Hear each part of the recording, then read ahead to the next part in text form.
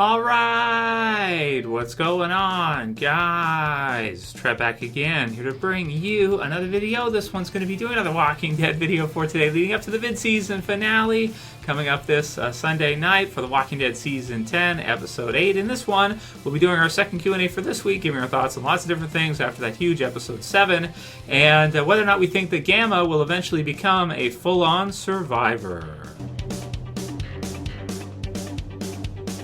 Alright, and possible spoiler warning if you guys have not seen Episode 7 yet for The Walking Dead Season 10. So we're just getting ready now for the mid-season finale, which is coming up, of course, this weekend. And then, unfortunately, that's it for Walking Dead in 2019. We'll have to wait for 2020, the Year of the Dead, as we were calling it, to see all these additional series. Well, Walking Dead, of course, Season 10 will have its second half.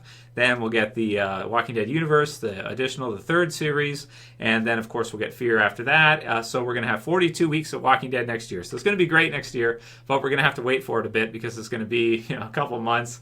Unfortunately, it sounds like all December and January, probably no Walking Dead until February. So we'll have to, and no Walking Dead comics either. What the hell are we going to do, guys? I don't know, man. We have to figure out what we're going to do because I'm like, what the hell are we going to do? I don't know. Maybe I'll just review like a random Netflix show each week or something, or like a new show. I think there's Disney streaming starting, Mandalorian, stuff like that. People are telling me it's pretty good. So I don't know. We'll check out some different stuff and see what you guys are into, see what's hot, and what you guys want to talk about. But continuing along with The Walking Dead here after Episode 7. The first question for this one is, do we think that Gamma will become a survivor? So, of course, if you guys didn't know, Thora Birch, of course, plays Gamma. We've talked about that a number of times in the channel now. She is a prominent actor dating way back to, 90s, early 90s, that type of time frame, with Hocus Pocus. She was a kid. American Beauty is man, that's an amazing, I think that is an amazing movie. And she, of course, had a prominent role in that. She was a lead in that with Kevin Spacey. If you guys remember, that's another classic, really, really good movie, man. If you guys have never seen American Beauty, should definitely check it out at some point. It's really fun, especially for adults and everybody, like adults, high school, everybody can kind of enjoy it. Lester is kind of an awesome character in that. So, I love that movie. It's a really good one. So to see her actually in The Walking Dead, she looks nothing, by the way. You would never know that it's the same actress, by the way, because with the Gamma makeup and everything, and not just the mask as a Whisperer, but even when she takes it off, they got her looking all crazy and stuff, which works for Whisperers, because Whisperers are freaking crazy. And at that point in Episode 7, she almost freaking shanks Aaron, like she's got like right up to his neck and stuff. He's going like, oh man, it's just a kind of a crazy bitch, right? But will she become a full-on survivor? So meaning, like, will she join? The survivors are our core group of survivors. I don't mean like will she just survive Whisperers, but like this story arc that they're going through right now, like eventually when the Whisperer War is done. But do we think that she could actually become somebody who could actually join the group, like actually switch sides entirely? Because we've seen now, spoiler warning, Dante switched sides entirely from being a survivor that we thought to, with the white coat and everything, to Whisperer Dante. We know he's a Whisperer all this time, and he's sabotaging them and doing all this stuff. Really was not helping anybody who was sick, and was just kind of allowing it to happen. Maybe even worsening things. Who knows? Maybe he poisoned other people, or there's probably stuff off screen we could imagine that he would have done to sabotage. His whole mission was kind of to go there and sabotage and get information from the sounds of things.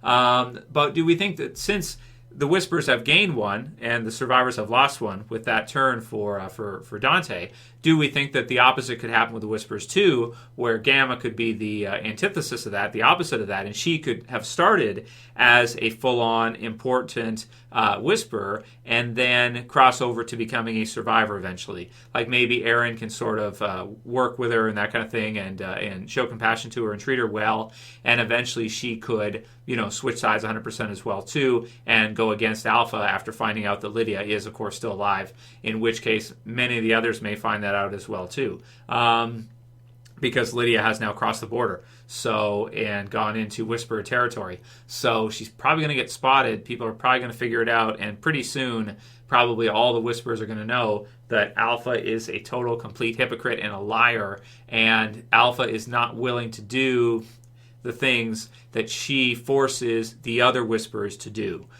such as Gamma, fighting to save Alpha and killing her own sister, or aiding in the death of her sister and helping Alpha, taking Alpha's side in that case, when really Alpha was not willing to sacrifice her own daughter the way Gamma has sacrificed her sister. So she's now dealing with a tremendous amount of guilt, I would think, for doing that and making that decision. And I think we can anticipate that going forward, Gamma will be more beneficial to the survivors as an inside whisperer. The survivors kind of have their own inside girl or inside man now with Gamma,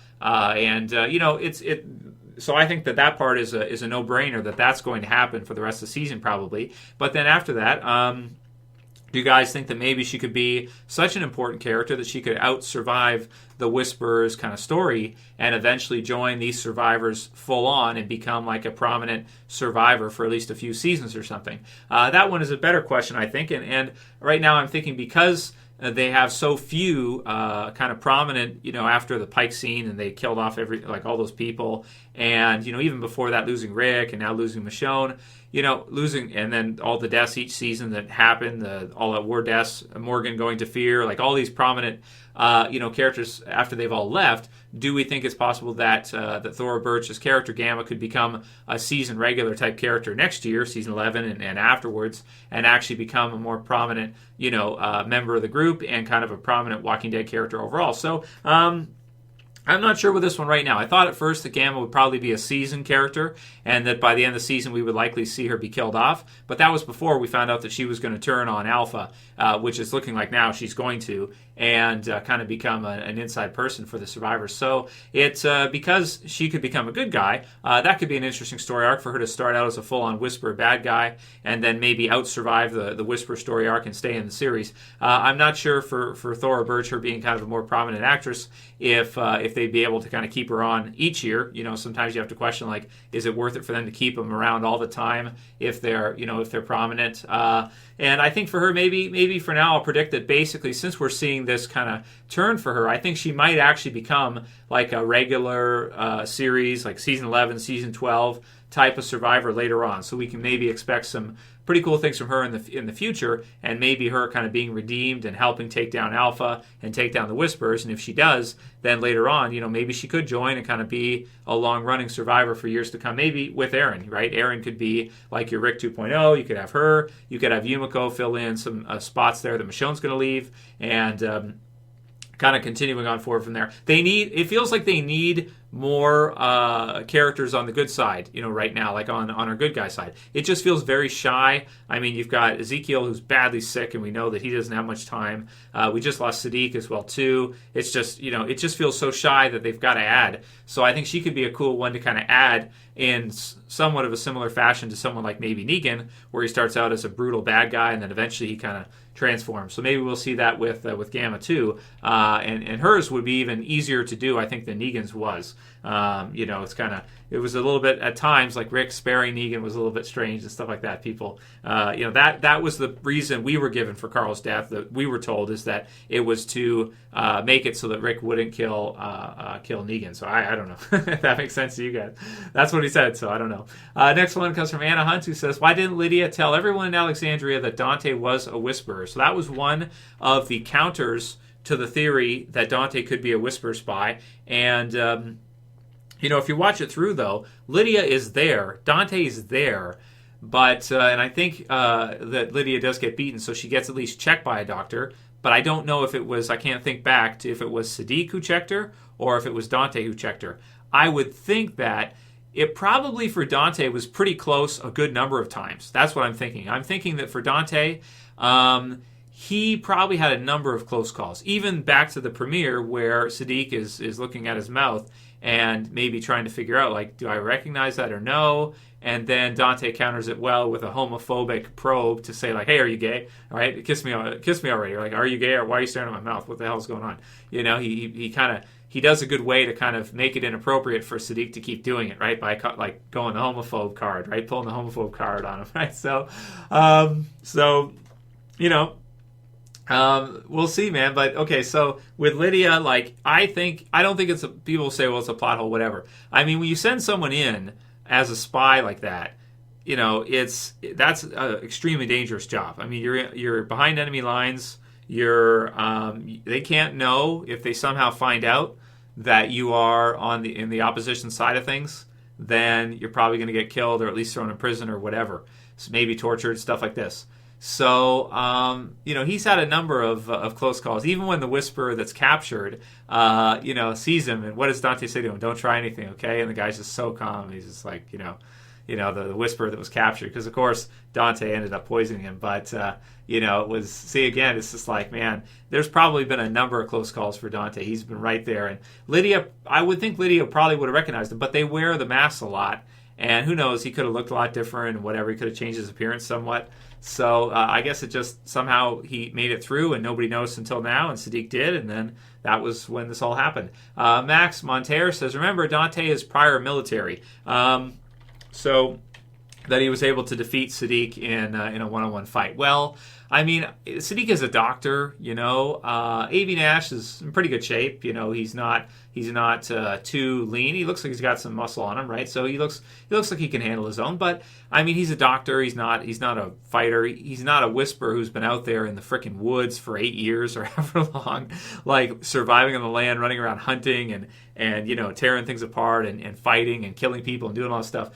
That's Dante's like a warrior character. So even if he was military before, I mean, he'd probably just become even more vicious after living with the Whisperers and doing that whole thing.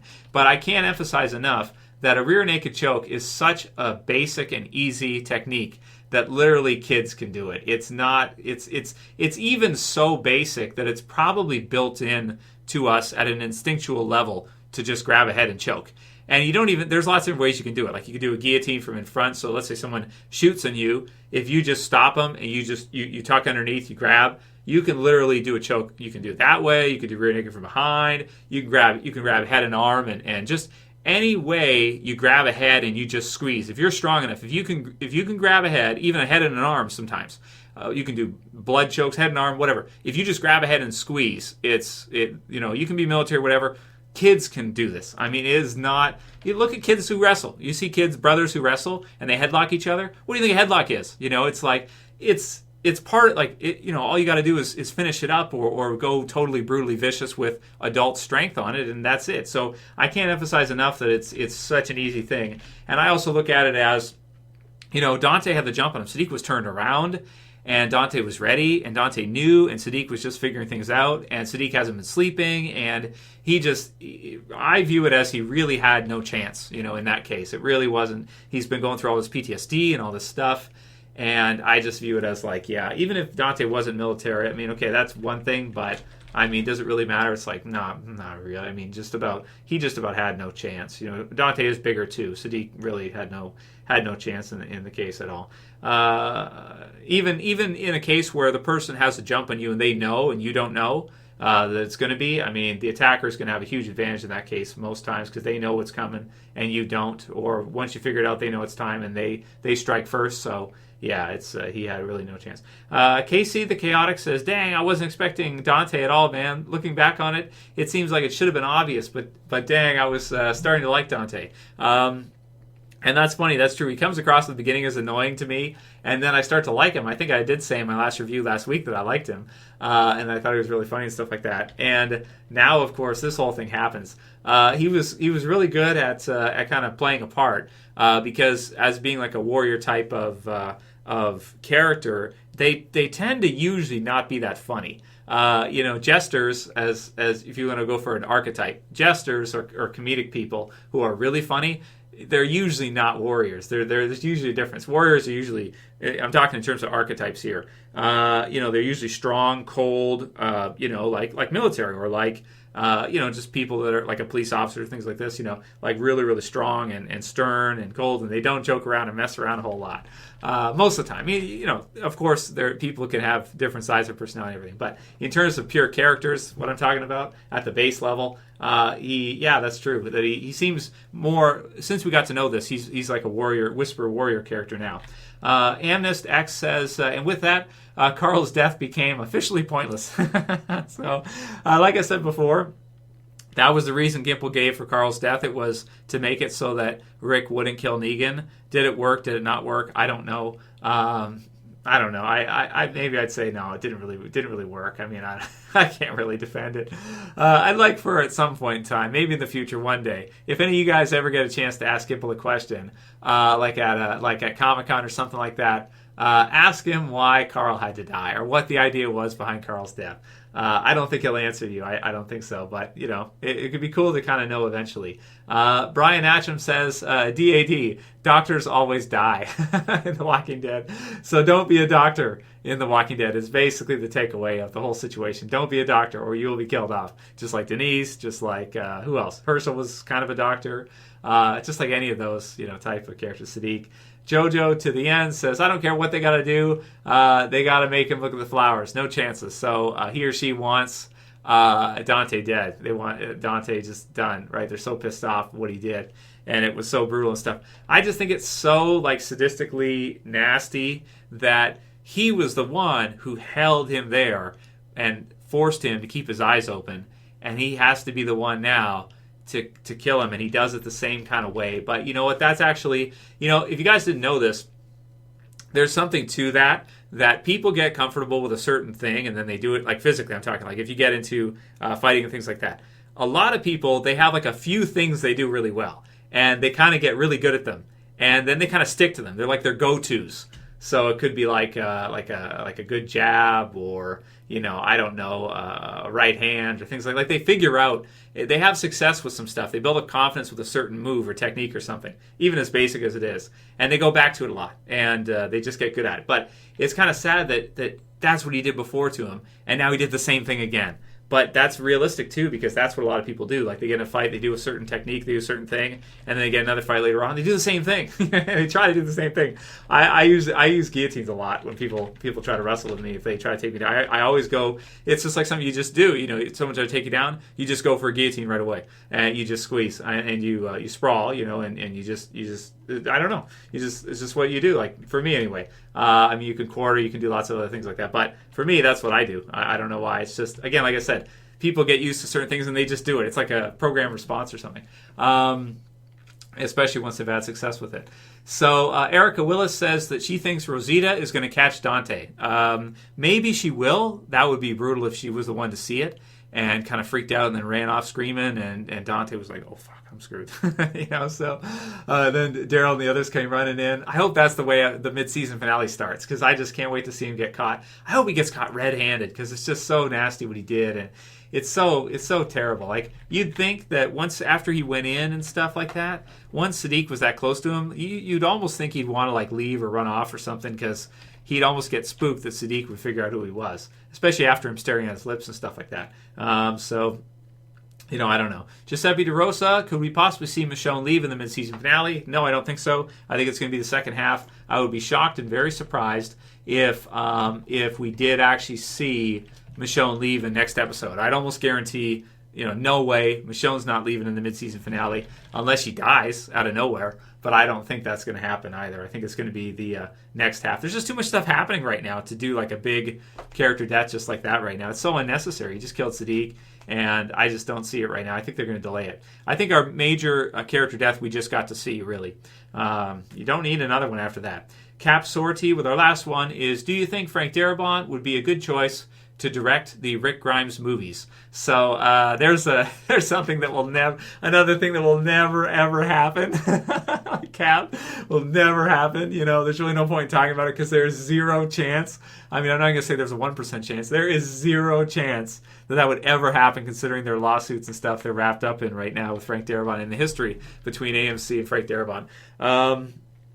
It's just, that would never happen. But would I like to see him do something like that with the Rick movies? Man, that would be incredible. But it's just, no, it would never happen. And due to their history, and he wouldn't even be the right person to do it at this point, because you couldn't trust him to do it, even if you were able to pay him $1 billion to do it or something. It doesn't make any sense considering the history. So if he was on good terms with him all the way up until this time, then he'd be a great choice to direct it. If season 2 never happened and he kept show running and then he moved into a director eventually and just did some episodes here and there, if he had a good relationship with him, absolutely it could be amazing to see him do it because he's got the skills, but there's no way he would ever want to do it considering how things went, unfortunately. So let me know what you guys think. If you liked this video, then you can go ahead and thumb it up below. You can share, you can favorite, you can subscribe at the bottom left. That's it for this one, guys. We'll see you again soon for another. As always, this is Trev saying peace. Later, guys. See you soon.